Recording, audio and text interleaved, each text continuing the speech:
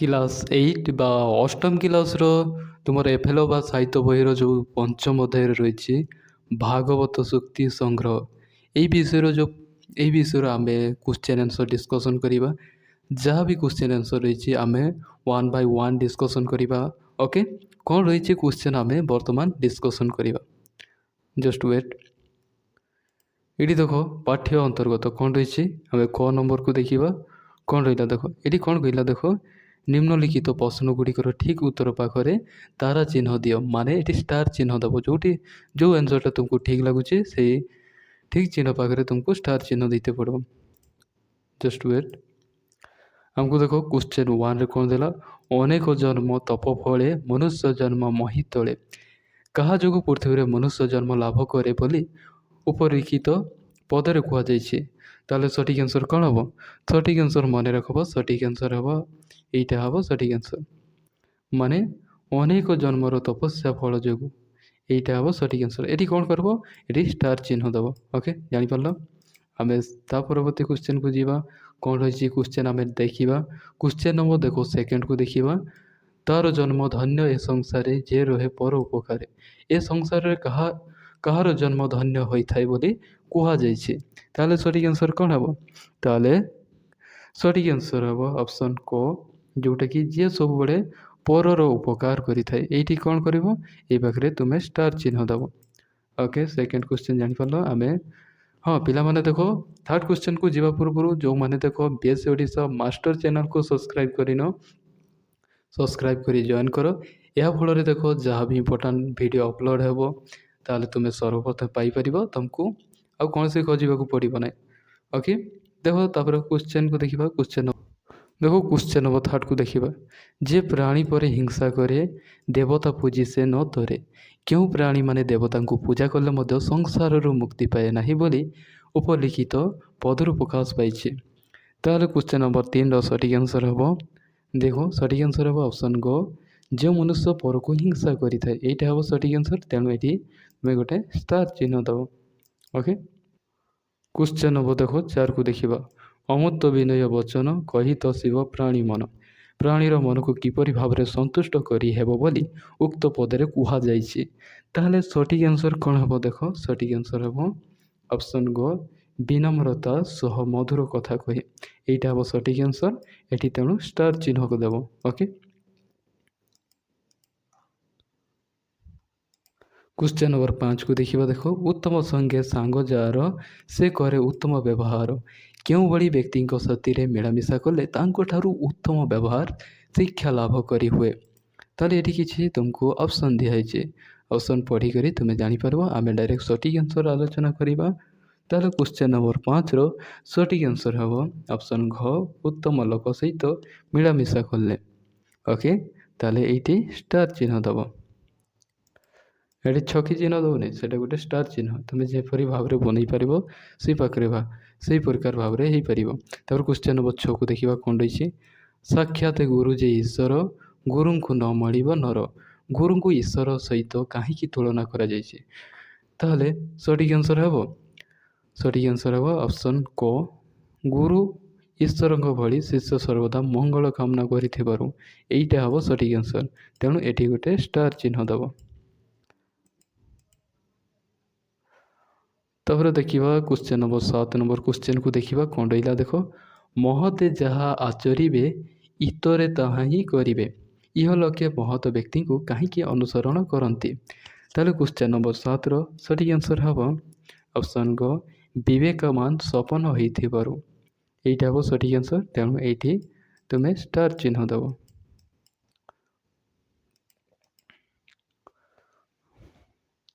ତା ପରବର୍ତ୍ତୀ question number 8କୁ ଦେଖିବା। କ'ଣ ରହିଲା ଦେଖ, କ୍ୱେଶ୍ଚନ୍ ନମ୍ବର 8ରେ କ'ଣ କହିଲା, ନିକଟରେ ଥିଲେ ଅନାଦର ଏଇଠି ସଂସାରରେ ବ୍ୟବହାର। ତାହେଲେ ନିକଟରେ ଚଳପ୍ରଚଳ ହେଉଥିବା ବ୍ୟକ୍ତିଙ୍କୁ ଲୋକେ ଆଦର ନ କରିବାର କାରଣ କ'ଣ? ତାହେଲେ ସଠିକ୍ ଆନ୍ସର୍ କ'ଣ ହେବ? ସଠିକ୍ ଆନ୍ସର୍ ହେବ ଅପସନ୍ ଘ, ଯେଉଁଟାକି ସାଂସାରିକ ବ୍ୟକ୍ତିମାନେ ଅତି ପରିଚିତ ବ୍ୟକ୍ତିଙ୍କୁ ଗୁରୁତ୍ୱ ଦେଇ ନଥିବାରୁ। ଏଇଟା ହେବ ସଠିକ୍ ଆନ୍ସର୍ ହେଲା। ତେଣୁ ଏଠି ତୁମେ ଷ୍ଟାର ଚିହ୍ନ ଗୋଟେ ଦେଇଦେବ। ନେକ୍ସଟ କ୍ୱେଶ୍ଚନ୍କୁ ଦେଖିବା। କ'ଣ ରହିଛି, କ୍ୱେଶ୍ଚନ୍ ନମ୍ବର 9କୁ ଦେଖିବା। କର୍ମ କରଣେ ଫଳ ପାଇ ପ୍ରାଣୀ ତ ଅବଶ୍ୟ ଭୁଞ୍ଜଇ। ତାହେଲେ এই ପଦରେ କେଉଁ ବାର୍ତ୍ତା ପ୍ରକାଶ ପାଇଛି? ତାହେଲେ ସଠିକ୍ ଆନ୍ସର୍ କ'ଣ ହେବ? ସଠିକ୍ ଆନ୍ସର୍ ହେବ ଅପସନ୍ ଖ, ଯେଉଁଟାକି କର୍ମଫଳ ନିଶ୍ଚିତ ଭାବେ ଭୋଗିବାକୁ ପଡ଼ିବ। ତାହେଲେ ଯଦି ଭଲ କର୍ମ କରିବ ଭଲ ଫଳ ମିଳିବ, ଆଉ ଯଦି ତୁମେ ଖରାପ କାମ କରିବ ଖରାପ କାମର ଫଳ ମିଳିବ। ତେଣୁ ଭଲ କାମ ସବୁବେଳେ କରିବ। ଓକେ, ଆମେ ତା ପରବର୍ତ୍ତୀ କ୍ୱେଶ୍ଚିନ୍କୁ ଦେଖିବା।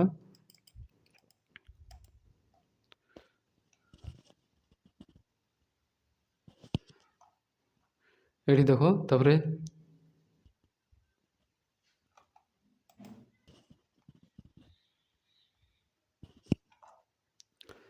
ଦେଖ ତା ପରବର୍ତ୍ତୀ ଆମେ କ୍ୱେଶ୍ଚିନ୍କୁ ଦେଖିବା। ମିଳିମିଶି ଯୋଡ଼ିବା ହେଲା। କ'ଣ ଦେଲା ଦେଖ, ଖ ସ୍ତମ୍ଭରେ କେତେ ଗୁଡ଼ିଏ ପଦ ଦିଆଯାଇଛି, ଖ ସ୍ତମ୍ଭରେ ସେଗୁଡ଼ିକର ଅର୍ଥ ଦିଆଯାଇଛି। ଠିକ୍ ପଦ ସହିତ ଠିକ୍ ଅର୍ଥ ଖ ସ୍ତମ୍ଭରୁ ବାଛି ରେଖା ଟାଣି ଯୋଗ କର ହେଲା। ଏଠି କିଛି ଦେଇଛି, ତାହେଲେ ଆମେ ଦେଖିବା। Just wait. ଏଠି ଦେଖ,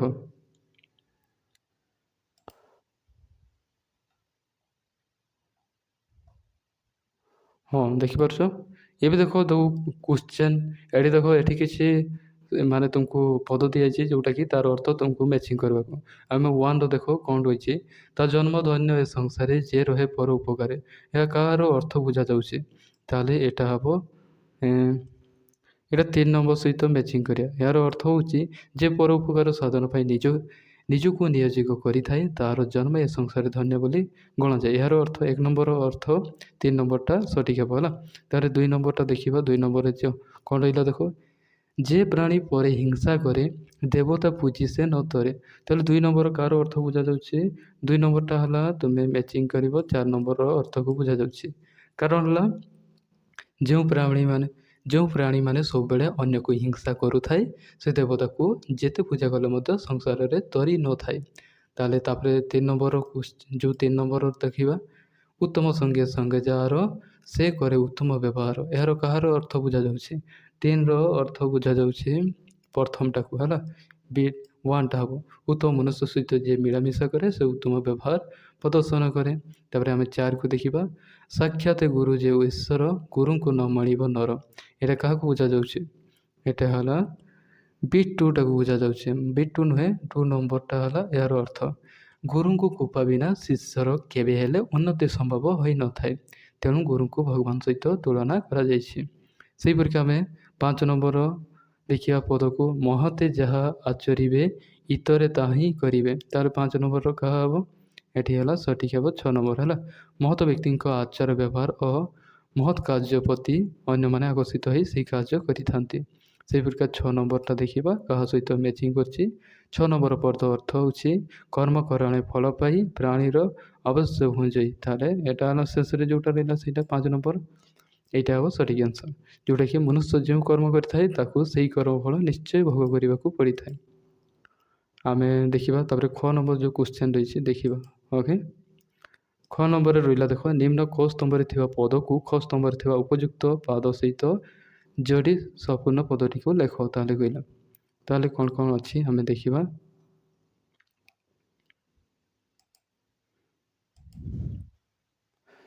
ଦେଖ, ଏଠି କ ସ୍ତମ୍ଭରେ କିଛି ପଦ ଦିଆଯାଇଛି ଆଉ ଖ ସ୍ତମ୍ଭରେ କିଛି ପଦ ଦେଇଛି। ଏଇ ଅଧାଟା ଏଠି ପୂରଣ କରିବ ହେଲା। ଏଠି ଅଧା ଦେଇଛି, ଏଠି ଅଧା, ତାକୁ ମ୍ୟାଚିଂ କରିବ ବୋଲି କହୁଛି। 1 ନମ୍ବର ଦେଖିବା, ଅନେକ ଜନ୍ମ ତପଫଳ। ଏଇଟା କାହା ସହିତ ମ୍ୟାଚିଂ କରିବ? ତାହେଲେ ଏଇଟା ହେଲା 4 ନମ୍ବର ସହିତ ମ୍ୟାଚିଂ କରିବ। ଏଠି ମାରିବ ତୀର ଚିହ୍ନ, ମନୁଷ୍ୟ ଜନ୍ମ ମହି ତଳେ। ତାହେଲେ 2 ନମ୍ବରଟା ଦେଖିବା, ତା ଜନ୍ମ ଧନ୍ୟ ଏ ସଂସାରେ। ତାହେଲେ ଏଇଟା କାହା ହେବ? 5 ନମ୍ବରଟା ହେବ ହେଲା, ଯିଏ ରହେ ପର ଉପକାରେ। ତାପରେ 3 ନମ୍ବର ଦେଖିବା। 3 ନମ୍ବରଟା ଦେଖିବା, ଏଠି ଅମତ ବିନୟ ବଚନ କହି ତୋଷିବ ପ୍ରାଣ ମନ। 1 ନମ୍ବରଟା ହେବ। ତାପରେ ସେରକମ 4 ନମ୍ବର, ଉତ୍ତମ ସଙ୍ଗେ ସାଙ୍ଗ ଯାହାର। ଏଇଟା କ'ଣ ହେବ? ଉତ୍ତମ ସଙ୍ଗେ ସାଙ୍ଗ ଯାହାର। 4 ନମ୍ବରଟା କାହା ସହିତ ହେବ? 4 ନମ୍ବରଟା ହେବ 2ଟା ହେଲା, ଯେଉଁଟାକି ସେ କରେ ଉତ୍ତମ ବ୍ୟବହାର। 5 ନମ୍ବର ଦେଖିବା। 5 ନମ୍ବରଟା କ'ଣ? ସାକ୍ଷାତ ଗୁରୁ ଯେ ଈଶ୍ୱର ସେଇଟା କାହା ସହିତ ମ୍ୟାଚିଂ କରିବ? ସେଇଟା ହେଲା 8 ନମ୍ବରଟା ହେଲା, ଯେଉଁଟାକି ଗୁରୁଙ୍କୁ ନ ମାଣିବ ନର। ସେହିପରିକା 6 ନମ୍ବରଟା ଦେଖିବା, ମହତେ ଯାହା ଆଚରିବେ। ତାହେଲେ 6 ନମ୍ବରଟା ସଠିକ୍ ଆନ୍ସର୍ କ'ଣ ହେବ? 9ଟା ହେବ ହେଲା, ଯେଉଁଟାକି ଇତରେ ତାହା ହିଁ କରିବେ। ତାପରେ 7 ନମ୍ବରଟା ଦେଖିବା। 7 ନମ୍ବର କାହା ସହିତ ମ୍ୟାଚିଂ କରିବା? କ'ଣ କହିଲା? ନିକଟେ ଥିଲେ ଅନାଦର ତାହେଲେ 7 ନମ୍ବରଟା 3ଟା ହେବ ସଠିକ୍ ଆନ୍ସର୍, ଯେଉଁଟାକି ଏଇଟି ସଂସାର ବ୍ୟବହାର। ତାପରେ 8 ନମ୍ବରଟା ଦେଖିବା, କର୍ମ କରେ ଫଳ ପାଇ, ତାର ହେଲା ସଠିକ୍ ଆନ୍ସର୍ ହେବ 6 ନମ୍ବରଟା ହେଲା, ପ୍ରାଣୀ ତ ଅବଶ୍ୟ ଭୁଞ୍ଜେଇ। ତାପରେ 9 ନମ୍ବରଟା, ଯେ ପ୍ରାଣୀ ପରେ ହିଂସା କରେ, ସେଇଟା ହେଲା ସଠିକ୍ ଆନ୍ସର୍ ହେବ, ଯେଉଁଟାକି ଦେଖ 9 ନମ୍ବରଟା ଗୁଚେ 9 ନମ୍ବର କ'ଣ ହେବ, 7ଟା ହେବ ହେଲା। ତାପରେ ଏଠି ଦେଖ କ'ଣ ଦେଇଛି, ଦେଖ ଭାବି ଚିନ୍ତି କରି ଲେଖିବା। କ'ଣ ହେଲା, ନିମ୍ନ ପଦ ଗୁଡ଼ିକ ଆଉ ଥରେ ମନ ଦେଇ ପଢ଼ିବା, ବୁଝିବା, ସାଙ୍ଗ ସହିତ ଆଲୋଚନା କରି ଲେଖିବା। ତାହେଲେ କୋରେ କ'ଣ କ୍ୱେଶ୍ଚନ୍ ଦେଲା ଦେଖ, ତା ଜନ୍ମ ଧନ୍ୟ ଏ ସଂସାରେ ଯେ ରହେ ପର ଉପକାରେ। ଏଠି ଦେଖ ଅର୍ଥ କ'ଣ ଦିଆହେଲା, ଯେଉଁ ମଣିଷ ଅନ୍ୟର ଉପକାର କରିଥାଏ ତାର ଜୀବନ ଜଗତରେ ଧନ୍ୟ ବୋଲି ଗଣାଯାଏ। ତାହେଲେ ପ୍ରଶ୍ନ କ'ଣ କହିଲା, ତୁମେ ଏହି ଉତ୍ତର ସହିତ ଏକମତ କି? ଯଦି ଏକମତ ଅଛ ତାହେଲେ ସଂକ୍ଷେପରେ ଉଦାହରଣ ଦେଇ ନିଜର ମତାମତ ଲେଖାଇବା। ତାହେଲେ କ'ଣ ଆନ୍ସର୍ ଲେଖିବ, ଏଠି ଦେଖ ଆନ୍ସର୍ କ'ଣ ଲେଖିବ, ଆନ୍ସର୍ ଲେଖିବ ଦେଖ ଉତ୍ତର କ'ଣ, ଉତ୍ତର ଦେଇକରି ଲେଖିବ, ହଁ ମୁଁ ଏହି କଥାର ସହିତ ସମ୍ପୂର୍ଣ୍ଣ ଏକମତ। ମଣିଷ ଏକ ଦେଖ ସାମାଜିକ ପ୍ରାଣୀ, କେବଳ ନିଜ ପାଇଁ ବଞ୍ଚିବାର କୌଣସି ମହତ୍ତ୍ୱ ନାହିଁ। ପଶୁ ମଧ୍ୟ ନିଜ ପାଇଁ ବଞ୍ଚନ୍ତି, କିନ୍ତୁ ଯେଉଁ ବ୍ୟକ୍ତି ସ୍ୱାର୍ଥପର ନ ହୋଇ ଗରିବ, ଅସହାୟ ବା ବିପଦରେ ପଡ଼ିଥିବା ଲୋକଙ୍କୁ ସାହାଯ୍ୟ କରେ, ତାହାରି ଜୀବନ ସାର୍ଥକ ଅଟେ। ତାହାକୁ ଲୋକେ ସବୁଦିନ ମନେ ରଖନ୍ତି ଏବଂ ତାର ଜନ୍ମ ମଧ୍ୟ ଧନ୍ୟ ହୋଇଯାଏ। এইটা ଆନ୍ସର୍ ଲେଖିବ। ଓକେ, ଦେଖ ତା ପରବର୍ତ୍ତୀ କ୍ୱେଶ୍ଚନ୍ କ'ଣ ରହିଛି, କ ନମ୍ବର କ୍ୱେଶ୍ଚନ୍ ଆନ୍ସର୍ ଜାଣିପାରିଲ। ଆମେ ଦେଖ ଖ ନମ୍ବର କ୍ୱେଶ୍ଚନ୍ କ'ଣ କହିଲା।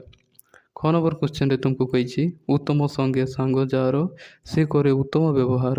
ଏହାର ଅର୍ଥ ମଧ୍ୟ ତୁମକୁ ଦେଇଛି। ଦେଖ ଏଠି କହିଲା, ଉତ୍ତମ ମଣିଷ ସାଙ୍ଗରେ ସାଙ୍ଗ ହେବା ଫଳରେ ସେହି ବ୍ୟକ୍ତି ମଧ୍ୟ ତାଠାରୁ ଉତ୍ତମ ବ୍ୟବହାର ଶିକ୍ଷା କରି ତାର ଆଚରଣରେ ପ୍ରଦର୍ଶନ କରିଥାଏ। ପ୍ରଶ୍ନ କ'ଣ କହିଲା, ଏହା କ'ଣ ସମ୍ଭବ? ତୁମେ ତୁମ ଜୀବନରେ ଏହିପରି କେବେ ଅନୁଭବ କରିଛ କି? ତୁମର ନେଇ ଅନୁଭବକୁ ସଂକ୍ଷେପରେ ଲେଖ। ଉତ୍ତର ଦେଇକରି ଲେଖିବ। ଦେଖ ହଁ, ଏହା ନିଶ୍ଚିତ ଭାବେ ସମ୍ଭବ। ଭଲ ବା ଉତ୍ତମ ଲୋକଙ୍କ ସାଥିରେ ମିଳାମିଶା କଲେ ଆମ ଭିତରେ ମଧ୍ୟ ଭଲ ଗୁଣ ଆସିଥାଏ। ଖରାପ ଲୋକଙ୍କ ସାଥିରେ ରହିଲେ ମନୁଷ୍ୟ ଖରାପ ବାଟକୁ ଚାଲିଯାଏ। ମୁଁ ଏହି ଜୀବନରେ ଏହା ଅନୁଭବ କରିଛି। ଥରେ ମୁଁ ପାଠପଢ଼ାରେ ଅବହେଳା କରିଥିଲି, କିନ୍ତୁ ଶ୍ରେଣୀରେ ସବୁଠାରୁ ଭଲ ପଢ଼ୁଥିବା ପିଲାଟି ସହ ସାଙ୍ଗ ହେବା ପରେ ମୋ ଭିତରେ ଆଗ୍ରହ ବଢ଼ିଲା ଏବଂ ମୁଁ ମଧ୍ୟ ଭଲ ମାର୍କ ରଖିପାରିଲି। ଏଇଟା ହେଲା ଆନ୍ସର୍ ଲେଖିବ। ଓକେ, କ୍ୱେଶ୍ଚନ୍ ନମ୍ବର ଆମେ ଗୋକୁ ଦେଖିବା। କ'ଣ ରହିଛି, କର୍ମ କରଣେ ଫଳ ପାଇ ପ୍ରାଣୀ ତ ଅବଶ୍ୟ ଭୁଞ୍ଜଇ। ଏହାର ଅର୍ଥ ମଧ୍ୟ ଦେଇଛି। ଦେଖ ଏଠାରେ କର୍ମର ପ୍ରାଧାନ୍ୟ ଦିଆଯାଇଛି, ଯିଏ ଯେଉଁଭଳି କର୍ମ କରେ ତାର ଫଳ ସେହିପରି ନିଶ୍ଚୟ ଭାବରେ ଭୋଗ କରିଥାଏ।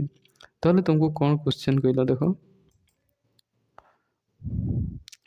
କ୍ୱେଶ୍ଚନ୍ କହିଲା ତୁମକୁ, ଦେଖ ପ୍ରଶ୍ନ କହିଲା, ତୁମେ ତୁମର ପାଠପଢ଼ା ଉପରେ ବିଚାର କର, ନିଜର କର୍ମଫଳ ସେହି ଅନୁଯାୟୀ କେତେ ପାଇବ ତାହା ମଧ୍ୟ କଳ୍ପନା କର।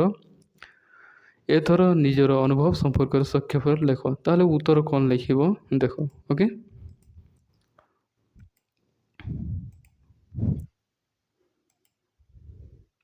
ଦେଖ ଉତ୍ତର ଦେଇକରି କ'ଣ ଲେଖିବ, ଜଣେ ଛାତ୍ର ହିସାବରେ ମୋର ପ୍ରଧାନ କର୍ମ ହେଉଛି ମନ ଦେଇ ପାଠ ପଢ଼ିବା।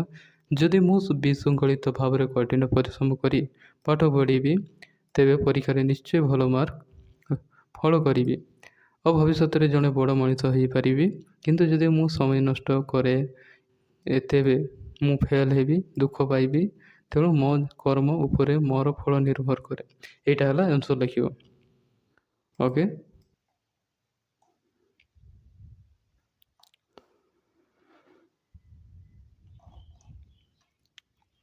ଏଠି ଦେଖ କିଛି ନାହିଁ, ଏଠି ପଦର ରଚନା ଏଠି କିଛି ଏତେ ଆବଶ୍ୟକତା ନାହିଁ, ଏଇଟା ନିଜେ ପଢ଼ି ନେଇଯିବ। ଏଠି କିଛି କ୍ୱେଶ୍ଚନ୍ ନାହିଁ। କ୍ୱେଶ୍ଚନ୍ ହେଲା ଏଇଠି ଦେଖିବା, ଅନୁମାନ ଆଉ ଅକଳ୍ପନା। ଏଠି ମଧ୍ୟ ତୁମେ ଆସ ମିଳିମିଶି ଆଲୋଚନା କରିବା। ଏଠି କ'ଣ କରିଛି, ଅନୁମାନ ଆଉ କଳ୍ପନା। ଏଠି କିଛି କ୍ୱେଶ୍ଚନ୍ ଦେଇଛି ହେଲା। ଅମୃତ ବିନୟ ବଚନ କହି ତସିବ ପ୍ରାଣୀ ମନ। ତାହେଲେ ଏଠି କ'ଣ କହିଲା, ଯଦି ସମସ୍ତେ ନିଜ କଥାକୁ କୋମଳତା ତଥା ବିନୀତ ଭାବରେ ପ୍ରକାଶ କରିବେ, ତେବେ ଶୁଣିଥିବା ଲୋକ ମନରେ କି ଭାବ ଜାଗ୍ରତ ହେବ? ତାହେଲେ ଦେଖ, ବିନୟ ବଚନ କହୁନଥିବା ବ୍ୟକ୍ତିର କି କ୍ଷତି ହେବ ବୋଲି ଭାବୁଛ?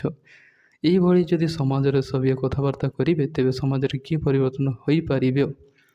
ବିନୟୀ ବଚନକୁ ଅମୃତ ପଦ ସହିତ ଯୋଗ କାହିଁକି କରାଯାଇଛି? ଏଇ ଦେଖ ଏଇ ଚାରିଟା କ୍ୱେଶ୍ଚନର ତୁମେ ଗୋଟିଏ ଆନ୍ସରରେ ଲେଖିବ ହେଲା।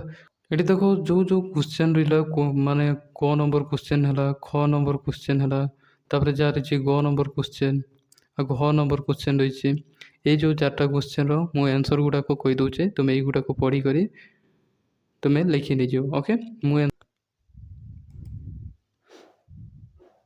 ଦେଖ ଆନ୍ସର କ'ଣ ଲେଖିବ। କ ନମ୍ବର ଯେଉଁ କ୍ୱେଶ୍ଚନ ରହିଥିଲା ଦେଖିଥିଲି, ଅମୃତ ବିନୟ ବଚନ। ଏହାର ଉତ୍ତର ଲେଖିବ, ଯଦି ସମାଜରେ ସମସ୍ତେ ସମସ୍ତଙ୍କ ସହ ମିଠା କମଳ କଥା କହିବେ, ତେବେ ସମାଜକୁ କଳି ଝଗଡ଼ା ଦୂର ହେବ, ଶାନ୍ତି ପ୍ରତିଷ୍ଠା ହେବ। ମିଠା କଥାକୁ ଅମୃତ କୁହାଯାଏ, କାରଣ ତାହା ଶୁଣିଲେ ମନକୁ ଶାନ୍ତି ଓ ଆନନ୍ଦ ମିଳେ। ଏଇଟା ହେଲା ଆନ୍ସର ଲେଖିବ। ଓକେ, ତାପରେ ଯେଉଁ ଖ ନମ୍ବର ଯେଉଁ କ୍ୱେଶ୍ଚନ ଥିଲା, ତୁମକୁ କିଛି କ୍ୱେଶ୍ଚନ ପଚାରିଥିଲା, ତାର ତୁମେ ସର୍ଟକଟ୍ରେ ଉତ୍ତର ଲେଖିବ। ଏଠି ଲେଖିବ, ଉତ୍ତମ ସଙ୍ଗେ ସାଙ୍ଗ ଯାର। ସମାଜରେ ଯଦି ଭଲ ଲୋକଙ୍କ ସଂଖ୍ୟା ବଢ଼ିବ, ଦେଶରେ ଉନ୍ନତି ହେବ। ଖରାପ ସଙ୍ଗତିରେ ପଡ଼ିଲେ ଜଣେ ବ୍ୟକ୍ତି ଚରିତ୍ର ଓ ଭବିଷ୍ୟତ ନଷ୍ଟ ହୋଇଯାଏ। ତେଣୁ ଆମେ ସବୁବେଳେ ଭଲ ସାଙ୍ଗ ବାଛିବା ଉଚିତ। ଏଇଟା ହେଲା ତୁମେ ଖ ନମ୍ବର କ୍ୱେଶ୍ଚନର ଆନ୍ସର ଲେଖିବ। ତାପରେ ଦେଖ ଗ ନମ୍ବର କ'ଣ ଲେଖିବ, ଯେଉଁଟାରୁ କି ସାକ୍ଷାତ ଗୁରୁ ଯେ ଈଶ୍ୱର। ଗୁରୁଙ୍କୁ ଆମକୁ ଅଜ୍ଞାନ ରୂପରେ ଅନ୍ଧକାରରୁ ବାହାର କରି ଜ୍ଞାନର ଆଲୋକ ଦିଅନ୍ତି। ତେଣୁ ସେ ଆମ ପାଇଁ ସାକ୍ଷାତ ଈଶ୍ୱର ସମାନ। ଗୁରୁଙ୍କୁ ଅବହେଳା କଲେ ମଣିଷ ନିଜ ତଳକୁ ଖସିଯାଏ ବା ଅବନୀତି ହୁଏ। ଏଇଟା ତୁମେ ଆନ୍ସର ଲେଖିବ। ତା ପରବର୍ତ୍ତୀ ଯେଉଁ ରହିଛି ଘ ନମ୍ବର ଯେଉଁ କ୍ୱେଶ୍ଚନ ଥିଲା, ତାର ଆନ୍ସର କ'ଣ ଲେଖିବ ଦେଖ। ନିକଟେ ଥିଲେ ଅନାଦର, ଅତି ପରିଚୟ ହେଲେ ଲୋକମାନେ ପରସ୍ପରକୁ ଖାତିର କରନ୍ତି ନାହିଁ କିମ୍ବା ସମ୍ମାନ ଦିଅନ୍ତି ନାହିଁ। ଏହାକୁ ଅତି ପରିଚୟ ଗୌରବ ନଷ୍ଟ କୁହାଯାଏ। ଦୂରରେ ଥିବା ଜିନିଷ ଭଲ ଲାଗେ, ଯେମିତି ଦୂର ପର୍ବତ ସୁନ୍ଦର ଦିଶେ। ତାପରେ ଯେଉଁ ମୋ ନମ୍ବର କ୍ୱେଶ୍ଚନ ଥିଲା, ସେଇଟା ନିଜେ ମ୍ୟାଚ୍ କରି ପଢ଼ି ନେବ। ତାପରେ ଏଇ ଆନ୍ସର ଗୁଡ଼ାକ ଲେଖି ନେଇଯିବ ହେଲା। ନିଜ ଲେଖିପାରୁଛ, ନିଜର ଆନ୍ସର ଲେଖିପାରୁଛ, ନିଜର ମତ ଦେଇପାରୁଛ, ଆହୁରି ଭଲ। ଯଦି ନ ହେଉଛି ଏଇ ଆନ୍ସର ଗୁଡ଼ାକ ଲେଖି ନେଇଯିବ। କର୍ମ କରଣେ ଫଳ ପାଇ। ଯଦି କଠିନ ପରିଶ୍ରମ କଲା ପରେ ବି ସଫଳତା ନ ମିଳେ, ତେବେ ଆମେ ନିରାଶ ନ ହୋଇ ପୁଣି ଥରେ ଭୁଲ ସୁଧାରି ଚେଷ୍ଟା କରିବା ଉଚିତ। ଦେଖ ତାପରେ କ'ଣ କ'ଣ କ୍ୱେଶ୍ଚନ ରହିଛି ଆମେ ଟିକେ ଡିସ୍କସନ୍ କରିଦେବା।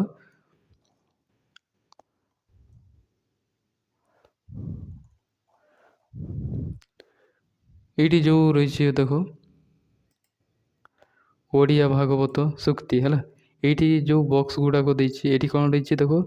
ସୁନ୍ତି ମାଳକୁ ସଂଗ୍ରହିତ ପଦଗୁଡ଼ିକ କେଉଁ କେଉଁ ଭାବରେ ପ୍ରକାଶ ପାଇଛି, ସେଗୁଡ଼ିକ ନିଜ ଦଳ ସାଙ୍ଗମାନଙ୍କ ସହିତ ଆଲୋଚନା କରି ନିମ୍ନରେଖା ଚିତ୍ରରେ ପ୍ରକାଶ କରିବା। ଏଠାରେ ଦୁଇଟି ଉଦାହରଣ ଦିଆଯାଇଛି ହେଲା। ତୁମକୁ କିଛି ଏଇଠି ଲେଖିବାର ଅଛି। ଏଠି ଯେମିତି ତୁମକୁ କିଛି ଉଦାହରଣ ଦେଇଛି, ଏଠି ଦୁଇଟା ଉଦାହରଣ ଦେଇଛି। ଯେମିତି ଭାଗବତ ସୂକ୍ତି ସଂଗ୍ରହ, ଯେମିତି ପରୋପକାର କରିବା, ତାପରେ ମନୁଷ୍ୟ ଜନ୍ମ ଶ୍ରେଷ୍ଠ ଜନ୍ମ। ଏଇ ପରୀକ୍ଷା ଏଇ ବକ୍ସ ଗୁଡ଼ାକ 1, 2, 3, 4, 5, 6 ଏଇ ପରୀକ୍ଷା ଯେଉଁ ବକ୍ସ ଗୁଡ଼ାକ ଅଛି, ଏଗୁଡ଼ାକ ପେକିଂ କରିବ ହେଲା। କ'ଣ କ'ଣ ଲେଖିବ ମୁଁ ଜଣାଇ ଦେଉଛି।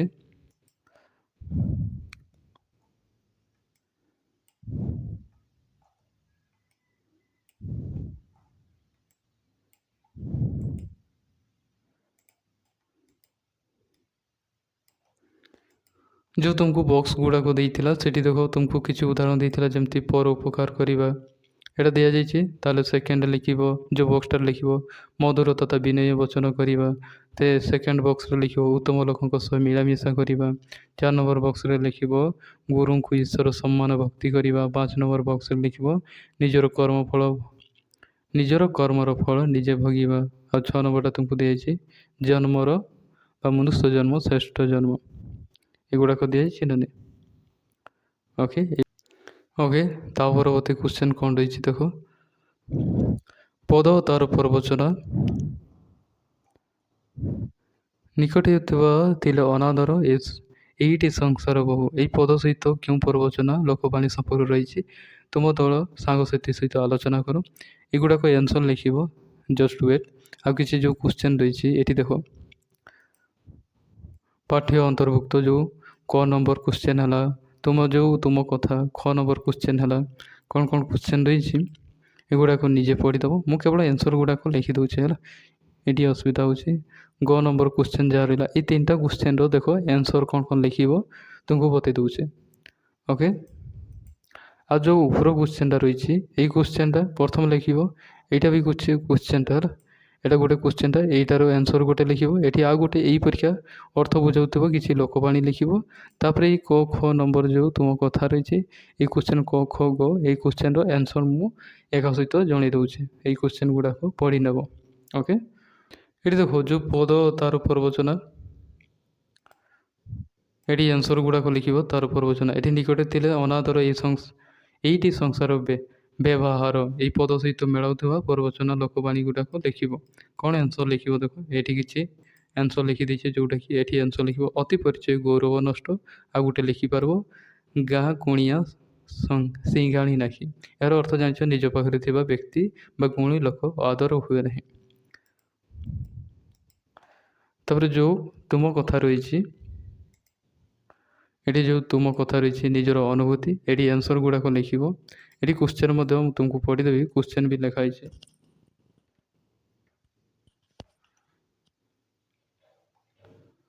ଯେଉଁ କ୍ୱେଶ୍ଚେନ୍ କ'ଣ ରହିଲା ଦେଖ କ ନମ୍ବରରେ ଗୁରୁଙ୍କୁ ନ ମଣିବ ନର ତୁମ ଜୀବନ ମଧ୍ୟରେ ଏମିତି କହି ଦେବ ପତିମ ଗୁରୁ ଆସିଛନ୍ତି କିଏ ଯିଏ ତୁମକୁ ଉଚିତ ରାସ୍ତା ଦେଖାଇ ଭଲ ମଣିଷ କରିପାରିଛନ୍ତି। ତାହେଲେ ଦେଖ ଏଠି ଉତ୍ତର ଲେଖିବ। କ'ଣ ଲେଖିବ ଉତ୍ତର ଦେଖ, ଏଠି ଉତ୍ତର ଲେଖିବ ହଁ ମୋ ଜୀବନରେ ଆମ ସ୍କୁଲର ପ୍ରଧାନ ଶିକ୍ଷକ ଦେବଦୂତ ସାଜି ଆସିଛନ୍ତି। ମୁଁ ଥରେ ପାଠ ପଢ଼ିବାରୁ ମନ ଘୁଞ୍ଚେଇ ଖରାପ ପିଲାଙ୍କ ସହ ମିଶିବା ଆରମ୍ଭ କରିଥିଲି, କିନ୍ତୁ ସାର୍ ମୋତେ ପାଖକୁ ଡାକି ବହୁ ସ୍ନେହ ବୁଝାଇଲେ ଏବଂ ମୋତେ ଠିକ୍ ବାଟକୁ ଆଣିଲେ। ତାଙ୍କ ସେହି ଦିବ୍ୟ ଉପଦେଶ ପାଇଁ ଆଜି ମୁଁ ଜଣେ ଭଲ ଛାତ୍ର ହୋଇପାରିଛି। ଓକେ, ହଁ ପିଲାମାନେ ଦେଖ ଏତେ ବହୁତ ସମୟ ଗଲିଣି, ତେଣୁ ଯେଉଁମାନେ ଦେଖ BSc ଓଡ଼ିଶା ମାଷ୍ଟର ଚ୍ୟାନେଲକୁ ସବସ୍କ୍ରାଇବ୍ କରିନ, ସବସ୍କ୍ରାଇବ୍ କରି ଜଏନ୍ କର। ଏହାଦ୍ୱାରା ଦେଖ ଯାହା ବି ଇମ୍ପୋର୍ଟାଣ୍ଟ ଭିଡ଼ିଓ ଅପଲୋଡ଼ ହେବ ତୁମେ ସର୍ବପ୍ରଥମେ ପାଇପାରିବ। ଓକେ, ତା ପରବର୍ତ୍ତୀ କ୍ୱେଶ୍ଚେନ୍, ଯେଉଁ କ୍ୱେଶ୍ଚେନ୍ର ଆନ୍ସର୍ ଦେଖିବ। ଦେଖ ଖ ନମ୍ବର କ୍ୱେଶ୍ଚେନ୍ର ଆନ୍ସର୍ କ'ଣ ଲେଖିବ ଦେଖ, ଉତ୍ତମ ସାଙ୍ଗ ଯାହାର ତୁମ ଜୀବନ ମଧ୍ୟରେ ଏମିତି ଜଣେ ଉତ୍ତମ ସାଙ୍ଗ ସହିତ ସମ୍ପର୍କ ରଖିବା ଯୋଗୁଁ ତୁମେ ଅନେକ ଖରାପ ଗୁଣ ଭୁଲି ଯାଇଛ କି? ତାହେଲେ ଉତ୍ତର ଲେଖିବ। ଦେଖ କ'ଣ ଲେଖିବ, ହଁ ମୋ ଜଣେ ସାଙ୍ଗ ଅଛି ଯିଏ ସବୁବେଳେ ସତ କହେ, ବଡ଼ମାନଙ୍କୁ ସମ୍ମାନ ଦିଏ। ପୂର୍ବରୁ ମୋତେ ମୋର ଟିକେ ମିଛ କହିବା ଓ ରାଗିଯିବାର ଅଭ୍ୟାସ ଥିଲା, କିନ୍ତୁ ତା ସାଥିରେ ରହିବା ଦ୍ୱାରା ମୁଁ ଏବେ ସେସବୁ ଖରାପ ଗୁଣ ଛାଡ଼ି ଦେଇଛି, ଶାନ୍ତ ସ୍ୱଭାବ ହୋଇପାରିଛି। ଏଇଟା ହେଲା ଆନ୍ସର୍ ଲେଖିବ।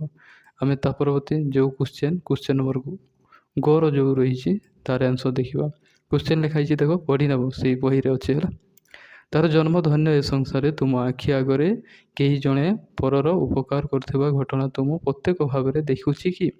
ତାହେଲେ ଉତ୍ତର ଲେଖିବ ହଁ ଗତ ବର୍ଷା ଦିନ ରାସ୍ତାରେ କଡ଼ରେ ଜଣେ ଅସହାୟ ବୃଦ୍ଧା ଭିଜୁଥିବା ଦେଖି ଆମ ପଡ଼ୋଶୀ ରମାକାନ୍ତ ବାବୁ ତାଙ୍କୁ ଘରକୁ ଆଣି ଖାଇବାକୁ ଦେଇଥିଲେ ଏବଂ ତାଙ୍କୁ ସୁରକ୍ଷିତ ସ୍ଥାନରେ ଛାଡ଼ିଥିଲେ।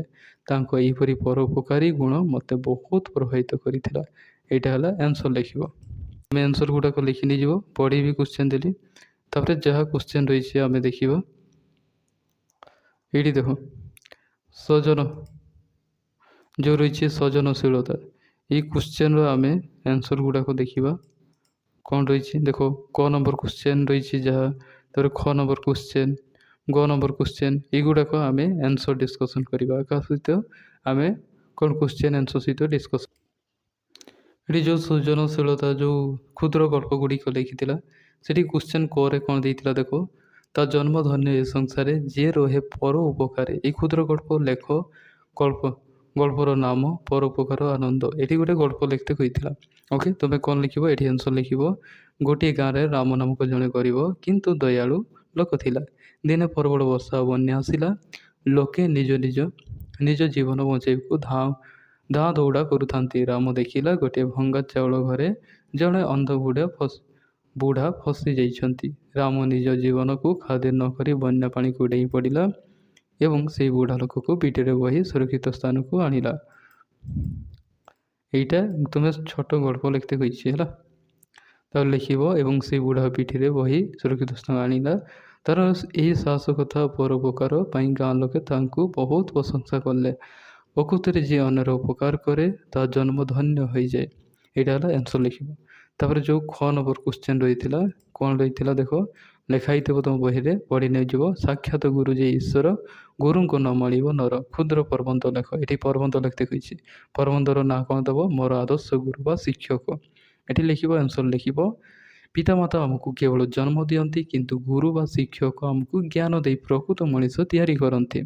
ଆମ ସ୍କୁଲ ଶିକ୍ଷକ ହରିହର ସାର୍ ହେଉଛନ୍ତି, ଏଠି ଲେଖିବ, ହରିହର ସାର୍ ହେଉଛନ୍ତି ମୋର ଆଦର୍ଶ ଗୁରୁ। ସେ ପିଲାମାନଙ୍କୁ ନିଜ ପିଲା ଭଳି ସ୍ନେହ କରନ୍ତି। ପାଠ ପଢ଼ିବା ସହ ସତ କହିବା, ପରୋପକାର କରିବା ଭଳି ନୈତିକ ଶିକ୍ଷା ଦିଅନ୍ତି।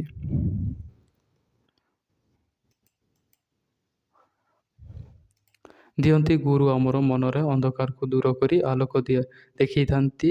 ତେଣୁ ସେ ଈଶ୍ୱରଙ୍କ ସମାନ ଅଟନ୍ତି। ତାଙ୍କୁ କେବେ ମଧ୍ୟ ସାଧାରଣ ମଣିଷ ଭାବି ଅବହେଳା କରିବା ଉଚିତ ନୁହେଁ। ଏଇଟା ହେଲା ଖ ନମ୍ବର କ୍ୱେଶ୍ଚନର ଆନ୍ସର ଲେଖିବ। ତାପରେ ଦେଖିବ ଯେଉଁ ଗ ନମ୍ବର କ୍ୱେଶ୍ଚନ କ'ଣ ରହିଛି, ଦେଖ ଏଠି ରହିଛି କର୍ମ କରେ ଫଳ ପାଉ, ପ୍ରାଣୀଟି ଅବଶ୍ୟ ଭୁଞ୍ଜେଇ। ଏଇ କ୍ଷୁଦ୍ର ଗଳ୍ପ ଲେଖ। ଏଠି କ୍ଷୁଦ୍ର ଗଳ୍ପ ଲେଖିବ ଏବଂ ପରିଶ୍ରମର ଫଳ, ଟାଇଟେଲ କ'ଣ ଦେବ, ଗଳ୍ପର ନାଁ ଲେଖିବ, ପରିଶ୍ରମର ଫଳ ହେଲା। ଶ୍ୟାମ ଓ ରାମ ଦୁଇ ସାଙ୍ଗ ଥିଲେ। ଶ୍ୟାମ ବହୁତ ପରିଶ୍ରମୀ ଥିଲେ। ସେ ସବୁଦିନ ମନ ଦେଇ ପାଠ ପଢ଼ୁଥିଲା, କିନ୍ତୁ ରାମ ଅଳସୁଆ ଥିଲା। କେବଳ ଖେଳ ବୁଲାରେ ସମୟ ନଷ୍ଟ କରୁଥିଲା। ପରୀକ୍ଷା ଆସିଲା। ଶ୍ୟାମ ନିଜର ପରିଶ୍ରମ ଯୋଗୁଁ ପ୍ରଥମ ଥର ସ୍ଥାନ ରଖିଲା, କିନ୍ତୁ ରାମ ପାସ୍ ମଧ୍ୟ କରିପାରିଲା ନାହିଁ। ସେତେବେଳେ ରାମ ବୁଝିପାରିଲା ଯେ ମଣିଷ ଯେମିତି କର୍ମ କରେ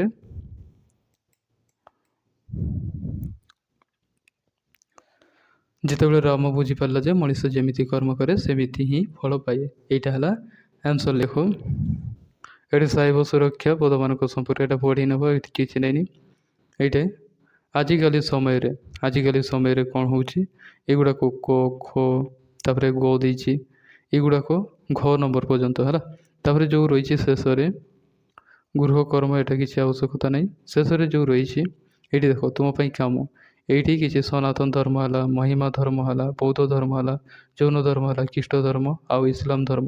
ଏ ବିଷୟରେ ତୁମକୁ ଡାଇରେକ୍ଟ ଆନ୍ସର ଗୁଡ଼ାକ ଲେଖିଦେଉଛି, ନିଜେ ଲେଖି ନେଇଯିବ ଖାତାରେ। ଓକେ, କ୍ୱେଶ୍ଚନ ବି ରହିଛି ଏବଂ ପ୍ରଶ୍ନ ବି ରହିଛି। ତୁମେ କନଫ୍ୟୁଜ୍ ହେବ ନାହିଁ ବୋଲି ତୁମକୁ ବୁକ୍ ସହିତ ଆନ୍ସର ମଧ୍ୟ ତୁମକୁ ଜଣାଇ ଦେଉଛି। ଓକେ, କ୍ଲିଅର ଭାବରେ ବୁଝାଉଛି। ତେଣୁ ଆମେ ଦେଖ ଏଗୁଡ଼ାକ ଆଉ ଏତେ ଥର ଦେଖାଇବା ନାହିଁ, ଜରୁରୀ ନାହିଁ, ତୁମେ ଜାଣିପାରିବ। ଏବେ 8 କ୍ଲାସ୍ ହେଇଗଲଣି, ତୁମେ ବୁଝିପାରୁଛ। ଯାହା କ୍ୱେଶ୍ଚନର ଆନ୍ସର ଲେଖୁଛେ ତୁମେ ସେଗୁଡ଼ାକ ଲେଖି ନେଇଯିବ। ଯେଉଁ ରହିଛି ଆଜିକାଲି ସମୟରେ ସଠିକ୍ ଶକ୍ତି ବାଛନ୍ତୁ। ଏଠି କ'ଣ ରହିଛି ଦେଖ, ବଡ଼ ଯେଉଁ ଖ ନମ୍ବର କ୍ୱେଶ୍ଚନ କ'ଣ ଥିଲା, ବଡ଼ ସାନ ଭଉଣୀକୁ ଗାଳି କଲେ। ସେ ରାଗିଗଲେ, କିନ୍ତୁ ମିଠା କଥା କହିବାରୁ ସେ ବୁଝିଗଲେ। ଏଥିପାଇଁ କେଉଁ ପ୍ରଯୁକ୍ତି ପ୍ରଯୁଜ୍ୟ? ତାହେଲେ ଦେଖ ଉତ୍ତର ଲେଖିବ, ଅମୂର୍ତ୍ତ ବିନୟ ବଚନ, କେହି ତୋଷିବ ପ୍ରାଣୀ ମନ। ଏଇଟା ହେଲା ସଠିକ୍ ଆନ୍ସର ଲେଖିବ। ଏଇଟାକୁ ଆନ୍ସର ଦେଇକରି ଲେଖିବ ହେଲା। ଏଇଟା ହେଲା ସର୍ଟ ଟାଇପ୍ର କ୍ୱେଶ୍ଚନଟା। ତାପରେ ଦେଖ ଯେଉଁ ଖ ନମ୍ବର କ୍ୱେଶ୍ଚନ ରହିଛି, ଦେଖ ଖ ନମ୍ବର କ୍ୱେଶ୍ଚନରେ କ'ଣ ରହିଛି, ସ୍ୱପ୍ନା ଭଲ ଛାତ୍ରୀ ଥିଲେ, କିନ୍ତୁ ଖରାପ ସାଙ୍ଗଙ୍କ ସହ ମିଶି ସେ ଖରାପ ହୋଇଗଲା। ସେ କେଉଁ ଶକ୍ତି ଉପଯୋଗୀ? ତାହେଲେ ଉତ୍ତରରେ କ'ଣ ଲେଖିବ ଦେଖ, ଏହା ହେଉଛି ଉତ୍ତମ ସାଙ୍ଗ ଯାହାର ସେ କରେ ଉତ୍ତମ ବ୍ୟବହାର। ଶକ୍ତିଟି ଓଲଟା, ଯେହେତୁ ସେ ଉତ୍ତମ ସାଙ୍ଗ ଛାଡ଼ିଲା, ତେଣୁ ତା'ର ବ୍ୟବହାର ଖରାପ ହୋଇଗଲା। ଏଇଟା ହେଲା ଆନ୍ସର ଲେଖିବ। ତାପରେ ଯେଉଁ ରହିଛି ଗ ନମ୍ବର ଦେଖ, ଗ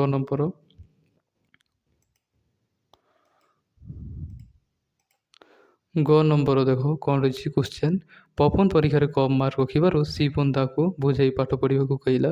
ପପନ ପରିଶ୍ରମ କରି ଭଲ ମାର୍କ ରଖିଲା, କିନ୍ତୁ କେଉଁ ଶକ୍ତି ମେଳ ଖାଉଛି? ତାହେଲେ କେଉଁ ଶକ୍ତି ମେଳ ଖାଉଛି? ତାହେଲେ ଉତ୍ତର ଲେଖିବ, କର୍ମ କର ଫଳ ପାଉ, ପ୍ରାଣୀଟି ଅବଶ୍ୟ ଭୁଞ୍ଜେଇ। ଏଇଠି ଯେଉଁ ବ୍ୟାକେଟ୍ ଦେଇକି ଲେଖିପାରିବ, ଯେମିତି ଯେଉଁ ତାଙ୍କୁ ସିପୁନ ଭଳି ଭଲ ସାଙ୍ଗ ମିଳୁଥିବାରୁ ଉତ୍ତମ ସାଙ୍ଗ ଯାହାର ମଧ୍ୟ ପ୍ରଯୁଜ୍ୟ। ଏଇଟା ହେଲା ସଠିକ୍ ଆନ୍ସର, ଏଇଟା ଲେଖିବ। ତାପରେ ଯେଉଁ ଗ ନମ୍ବର କ୍ୱେଶ୍ଚନ ଦେଖ କ'ଣ ଲେଖିବ, ରହିଛି ଅର୍ଜୁନ ଗୁରୁଙ୍କ କଥା ନ ମାନି ଅମାନିଆ ହେଉଥିଲା। ଗୁରୁ ତାଙ୍କୁ ଶାସନ କରିବାରୁ ସେ ରାଗିଗଲା, କିନ୍ତୁ ବଡ଼ ହେଲା ପରେ ଗୁରୁଙ୍କ ଶାସନ ଯୋଗୁଁ ସେ ମଣିଷ ହୋଇଛି ବୋଲି ବୁଝି ଗୁରୁଙ୍କୁ ସମ୍ମାନ କଲା। ଏଥିପାଇଁ କେଉଁ ଶକ୍ତି ଉପଯୁକ୍ତ? ତାହେଲେ ଉତ୍ତର ଲେଖିବ, ସାକ୍ଷାତ ଗୁରୁ ଯେ ଈଶ୍ୱର, ଗୁରୁଙ୍କୁ ନ ମାଳିବ ନର। ଏଇ ଶକ୍ତିଟା ଲେଖିବ। ଏଠି କେବଳ ଶକ୍ତି ଲେଖତେ କହିଛି। ଆନ୍ସର ଗୁଡ଼ାକ ଲେଖିଦେବ। ତାପରେ ଯେଉଁ ଶେଷରେ ଯେଉଁ କ୍ୱେଶ୍ଚନ ରହିଥିଲା ତୁମ ପାଇଁ, ଯେଉଁ କାମ ରହିଥିଲା ସେଇ କ୍ୱେଶ୍ଚନର ଧାର୍ମିକ ଭାବନା ସମ୍ପର୍କରେ, ଯେଉଁ ନିମ୍ନଲିଖିତ ଧର୍ମ ସମ୍ପର୍କରେ 3ଟି ଲେଖାଏଁ ବାକ୍ୟରେ ଲେଖ ହୋଇଛି। ସେ କ୍ୱେଶ୍ଚନରେ ବହିରେ ଲେଖା ହେଇଛି, ଏଠି ମଧ୍ୟ ସର୍ଟକଟ୍ରେ ଲେଖିଦେଇଛି। ଓକେ, ତୁମେ ଏଇ ଆନ୍ସର୍ ଗୁଡ଼ାକ 3ଟି ବାକ୍ୟରେ ଉତ୍ତର ଲେଖିବ। କ'ଣ କ'ଣ ଲେଖିବ? ପ୍ରଥମେ ଦେଖ ଯେଉଁ ରହିଛି ସନାତନ ଧର୍ମ ହେଲା, ଯେଉଁଟାକୁ ହିନ୍ଦୁ ଧର୍ମ ଭାବରେ ଆମେ ଜାଣିଛେ। ଜାଣିଛ ନା ନାହିଁ? ଜାଣିଛ, ତା'ର ଉତ୍ତର ଦେବ। କ'ଣ ଲେଖିବ? ଦେଖ, ଲେଖିବ ପ୍ରଥମ ଯେଉଁ ଡେସ୍ଟାରେ ରହିଛି ସେଠି ଲେଖିବ ଏହା ବିଶ୍ୱର ସର୍ବପ୍ରାଚୀନ ଧର୍ମ, ଭାରତରେ ମୁଖ୍ୟତଃ ଧର୍ମ ଅଟେ। ହେଲା, ଭାରତର ମୁଖ୍ୟ ଧର୍ମ ଅଟେ। ସେକେଣ୍ଡରେ ଲେଖିବ ବେଦ, ଉପନିଷଦ ଓ ଭାଗବତ ଗୀତା ହେଉଛି ଏହାର ପବିତ୍ର ଧର୍ମଗ୍ରନ୍ଥ। ଏବଂ ଥାର୍ଡ଼ ନମ୍ବର ଲାଇନ୍ରେ ଲେଖିବ ବିଶ୍ୱ ଶାନ୍ତି ଓ ବସୁଦେବ କୁଟୁମ୍ବକମ, ସମଗ୍ର ବିଶ୍ୱ ଏକ ପରିବାର ହେଉଛି ଏ ଧର୍ମର ମୂଳ ମନ୍ତ୍ର। ଏହିସବୁ ଲେଖିବ ଯେଉଁ ହିନ୍ଦୁ ଧର୍ମରେ। ତାପରେ ଦେଖ ଯେଉଁ ରହିଥିଲା ମହିମା ଧର୍ମ ରହିଛି, ଏଠି ଦେଖ ଆନ୍ସର୍ କ'ଣ ଲେଖିବ? ମହିମା ଧର୍ମ। ହେଲା, ଏଠି ଲେଖିବ ପ୍ରଥମ ଲାଇନ୍ରେ ଲେଖିବ ମହିମା ଗୋସାଇଁ ଓ ଭୀମ ଭାଇ ଓଡ଼ିଶାରେ ଏହି ଧର୍ମର ପ୍ରଚାର କରିଥିଲେ। ସେକେଣ୍ଡ ପଏଣ୍ଟରେ ଲେଖିବ ବା ସେକେଣ୍ଡ ଲାଇନ୍ରେ ଲେଖିବ ଏହି ଧର୍ମରେ କୌଣସି ମୂର୍ତ୍ତି ପୂଜା କରାଯାଏ ନାହିଁ, ନିରାକାର ଶୂନ୍ୟ ବ୍ରହ୍ମଙ୍କୁ ଉପାସନା କରାଯାଏ। ଓକେ, ତାପରେ ଦେଖ ଥାର୍ଡ଼ ନମ୍ବର ଲାଇନ୍ରେ ତୁମେ କ'ଣ ଲେଖିବ? ଜାତିଭେଦ ପ୍ରଥାକୁ ବିରୋଧ କରି ମାନବିକତା ଉପରେ ଏହା ଗୁରୁତ୍ୱ ଦିଆଯାଇଥାଏ। ଏଇଟା ହେଲା ଆନ୍ସର୍ ଲେଖିବ। ତାପରେ ରହିଲା ତୁମର ବୌଦ୍ଧ ଧର୍ମ। ବୌଦ୍ଧ ଧର୍ମରେ କ'ଣ ଲେଖିବ? ଦେଖ, ପ୍ରଥମ ଲାଇନ୍ରେ ଲେଖିବ ମହାମତି ଗୌତମ ବୁଦ୍ଧ ହେଉଛନ୍ତି ବୌଦ୍ଧ ଧର୍ମର ପ୍ରତିଷ୍ଠାତା। ସେକେଣ୍ଡ ଲାଇନ୍ରେ ଲେଖିବ ଏହା ମୁଖ୍ୟତଃ ଅହିଂସା, ଦୟା ଏବଂ ଶାନ୍ତିର ବାର୍ତ୍ତା ସମଗ୍ର ବିଶ୍ୱକୁ ଦେଇଥାଏ। ତାହେଲେ ଥାର୍ଡ଼ ନମ୍ବର ପଏଣ୍ଟରେ ଦେବ ତ୍ରିପିଟକ ହେଉଛି ବୌଦ୍ଧାବଲମ୍ବୀ ମାନଙ୍କର ସବୁଠାରୁ ପବିତ୍ର ଧର୍ମଗ୍ରନ୍ଥ। ଏଇଟା ଥାର୍ଡ଼ ନମ୍ବର ଲାଇନ୍ରେ ଲେଖିବ। ତାପରେ ଦେଖ ଯେଉଁ ରହିଛି ତୁମ 4 ନମ୍ବରରେ ରହିଛି ଜୈନ ଧର୍ମ। ହେଲା, ଭଗବାନ ବର୍ତ୍ତମାନ ମହାବୀର ଜୈନ ଧର୍ମର ଜଣେ ପ୍ରମୁଖ ତୀର୍ଥଙ୍କର ଓ ପ୍ରଚାରକ ଥିଲେ। ସତ୍ୟ, ଅହିଂସା, ଅପରିଗ୍ରହ, କୌଣସି ଜିନିଷ ପ୍ରତି ଲୋଭ ନ ରଖିବା ଏହି ଧର୍ମର ମୂଳ ନୀତି। ଏହି ଧର୍ମରେ ଜୀବଜନ୍ତୁ, କୀଟପତଙ୍ଗକୁ ମଧ୍ୟ କଷ୍ଟ ନ ଦେବା ପାଇଁ ଶିକ୍ଷା ଦିଆଯାଇଛି ଯେଉଁ ଜୈନ ଧର୍ମରେ। ଓକେ, ତାପରେ ରହିଲା ଯେଉଁ 5 ନମ୍ବରରେ ଯେଉଁ ଧର୍ମ ରହିଛି ଦେଖ ଖ୍ରୀଷ୍ଟ ଧର୍ମ।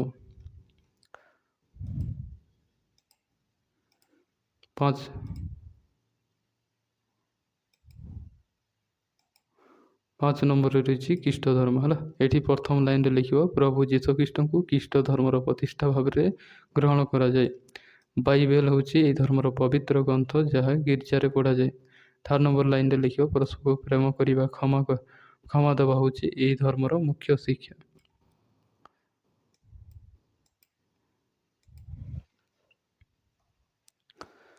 ତାପରେ ଯେଉଁ ରହିଲା ତୁମର ଇସଲାମ ଧର୍ମ। ଯେଉଁ ରହିଛି ଇସଲାମ ଧର୍ମ 6 ନମ୍ବରରେ ଇସଲାମ ଧର୍ମ। ଏଠି ପ୍ରଥମ ଲାଇନ୍ରେ ଲେଖିବ ହଜରତ ମହମ୍ମଦ ଇସଲାମ ଧର୍ମର ପ୍ରତିଷ୍ଠାତା ଓ ପୈଗମ୍ବର ଥିଲେ। ଏବଂ ସେକେଣ୍ଡ ଲାଇନ୍ରେ ଲେଖିବ ଏହି ଧର୍ମର ପବିତ୍ର ଗ୍ରନ୍ଥ ହେଉଛି କୋରାନ, ଯାହା ଆଲ୍ଲାହଙ୍କୁ ବାଣୀ ବହନ କରାଯାଏ। ଥାର୍ଡ଼ ନମ୍ବର ଲାଇନ୍ରେ ଲେଖିବ କ'ଣ ଲେଖିବ? ଦେଖ, ଥାର୍ଡ଼ ନମ୍ବର ଲାଇନ୍ରେ ଲେଖିବ ଏହି ଧର୍ମରେ ଏକଶ୍ୱରବାଦ, କେବଳ ଆଲ୍ଲାହ ହିଁ ଜଣେ ଈଶ୍ୱର ଉପରେ ଦୃଢ଼ ବିଶ୍ୱାସ ରଖାଯାଏ। ଏସବୁ ଜିନିଷ ଜାଣିପାରିଲ। ଏହା ଥିଲା ଶେଷ କ୍ୱେଶ୍ଚନ୍, ଏହା ଥିଲା ତୁମର ଟୋଟାଲ୍। ଓକେ, ଯଦି ଏଇ ଚ୍ୟାନେଲ୍କୁ ସବସ୍କ୍ରାଇବ୍ କରିନ ସବସ୍କ୍ରାଇବ୍ ଦେବ। ଯେଉଁମାନେ ଶେଷ ପର୍ଯ୍ୟନ୍ତ ଲେଖିଲ ସେମାନେ କିଛି କ୍ୱେଶ୍ଚନ୍ ପାଇଁ ଇଣ୍ଟରେଷ୍ଟେଡ୍ ଅଛ। ଏବଂ ସମସ୍ତଙ୍କୁ ଧନ୍ୟବାଦ।